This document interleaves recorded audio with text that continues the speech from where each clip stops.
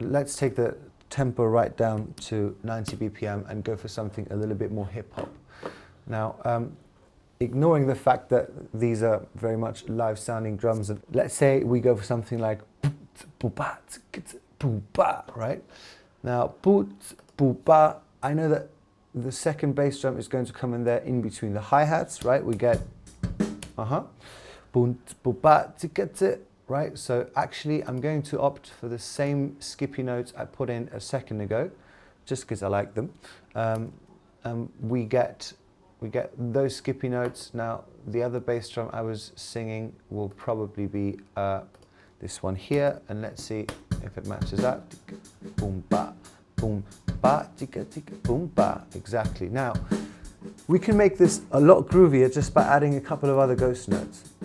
Let's add one in there, maybe one in there. Now, something's not quite right, and it's the volume. The skippy notes need to be taken down in volume. Now, we've got something much better already. One thing which is often overlooked is that we can sometimes create a nice effect by layering a very soft snare above a kick. Let's try that. I've just inserted a note in there, and okay, maybe the fact that there's a kick on there means that we can actually do with a little bit less volume on that. Okay, we're just going to take that down a little bit. Okay, cool. Now, going back to what I was saying about rhythmic tension,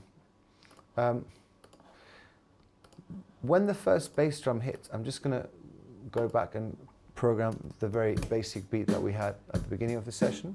Boom, bat, boom, bat, tension, release, tension, release, tension, release, tension, release. Now, understanding that will help a lot. Now, say rather than having release on beat 2, we want to carry on setting up the tension.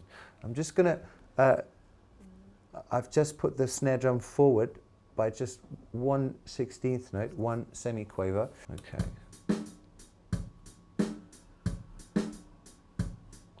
So even though there's a little bit of resolution now when that first snare drum comes in, there's definitely a lot more tension than we had earlier, right?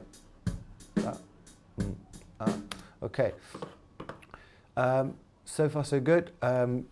This is all I wanted to say about basic programming. Know what the beats that you want to program look like. If you know what they sound like, you may as well know what they look like. If you can marry those two up, you'll be a lot further along the path of drum language, as it were, right? It's a little bit like learning to read and write once we know the sound of words. It's exactly the same thing.